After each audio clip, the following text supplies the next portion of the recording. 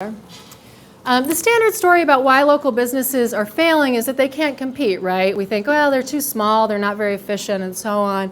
But what our research at the Institute for Local Self-Reliance has found is that there are a variety of ways in which government policy has actually tilted the playing field, that there's a deeper story here in which we have basically a rigged market that disadvantages local businesses. Just to give you a few quick examples of what that is, cities and states spend about $70 billion a year on economic development subsidies given out to companies and to create jobs and so forth, they say.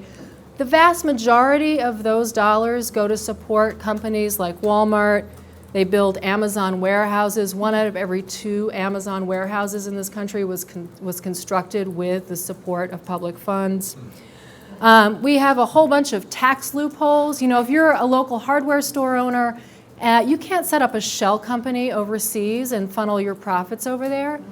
Small businesses in this country are paying an effective tax rate that is actually higher than their biggest competitors, despite the fact that all these politicians talk about small business. We've gotten rid of our anti-monopoly laws. We no longer, well, we still have them, we just don't enforce them anymore. We have a banking system that heavily favors Wall Street banks, which do very little small business lending. On and on I could go. There are all of these ways in which we have created a context in which big business has used their political power to tilt the playing field in their favor. So a lot of what we're engaged in at ILSR is changing that context. How do we change the rules of the game so that local businesses can thrive? And I think there are really 2 big reasons that new economy advocates should really bring small business to be a center part of what we're doing. The first is that local business owners can help us build political power. There's still a lot of these folks out there, and they are incredibly disadvantaged. When you talk about needing to change the rules, these are stakeholders who are facing an existential threat, and they can be allies in building that kind of change. We do a survey every year. This year we surveyed 3,000 independent business owners working with a variety of local and national small business groups that are our partners in this. And what we find is that local business owners tell us, you know, what the Chamber of Commerce says, you know, what big business says about the problem, that's not it. The problem is that we have these big companies that have a stranglehold. The problem is that our consumers, that our customers have been struggling and they're not making enough to afford to come into our businesses. Those are our 2 big problems, right? Monopoly power and that our consumers are struggling. Not what you hear from the U.S. Chamber of Commerce, not what you hear from big business. So political allies is the #1 reason. And then the second reason is that there is just a growing body of evidence that we compile on our website and elsewhere, research by economists that shows that when we think about the kind of vision that we have for the economy, locally owned business is a key way of getting there. This study from the Federal Reserve Bank of Atlanta found that communities that have a larger share of their economy in the hands of locally owned businesses actually have a more equitable distribution of income. They have more job creation. And we've also found that local businesses tend to make business decisions that are more in line with the needs of their communities, right? Because they're part of the communities in a way that an absentee-owned company is not. So this is a pathway to achieving what we want to achieve, and it's a pathway to building the political power to get there. So the good news is that in the last few years, thanks to a lot of the work that is up here at this table and others, I see Franzi from Asheville Local Grown here, another great local business organization. A lot of this work that's going on the ground, we've actually begun to see a little bit of an uptick in locally owned businesses. We have growing numbers of new hardware store owners that are figuring out how to do a hardware store in urban areas and be very effective. We've had over 1,200 new local small neighborhood grocery stores open. Independent bookstores are on the rise. We have more independent bookstores now than we had 5 years ago. You know, these are small things, but they are signs of something that is happening.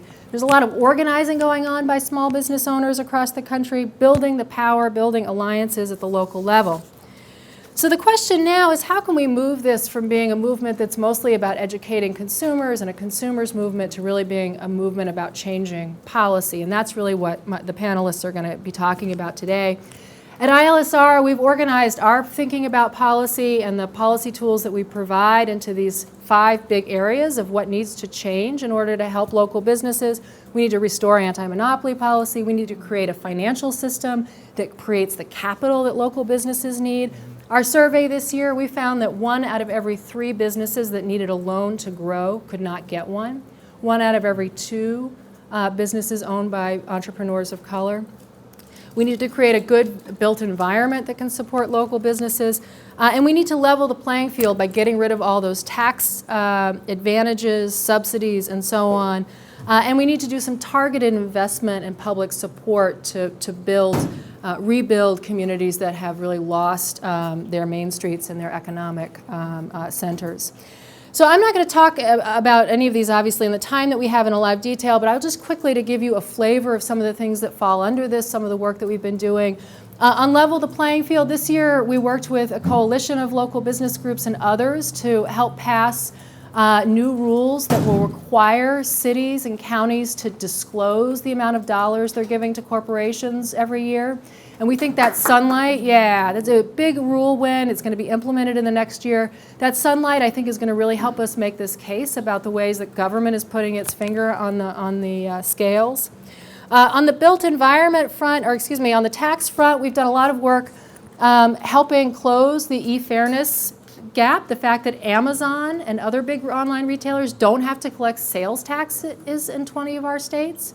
An enormous advantage that they have in the marketplace. We've recently closed that loophole in Louisiana and other states through state action. We worked in San Francisco to build a coalition between a labor group and a small business group and to pass policies that protect retail workers and also prohibit and limit the ability of chains to locate in a lot of neighborhoods in San Francisco. And this year we published a great report that I encourage you to take a look at about how do we take control as our cities see this rising real estate costs and driving out local businesses. How do communities take control of their real estate and really preserve it for their own local economies? That report profiles things like the Northeast Investment Co-op in Minneapolis. This is a bunch of neighborhoods who pooled their, neighbors, several hundred neighbors, pooled their money and actually bought a series of vacant commercial buildings in their neighborhood and have now incubated all of these local businesses. And what's great is they own those spaces. They're not going to turn into a branch of Bank of America anytime soon. And the community benefits as those property values rise. They're the ones who own that wealth. So that gives you a little bit of the kind of flavor of some of the things that we're thinking about and doing. If you want to keep up with what we're doing, I have a monthly newsletter I encourage you to sign up for. And with that, I'm going to turn it over to Chris.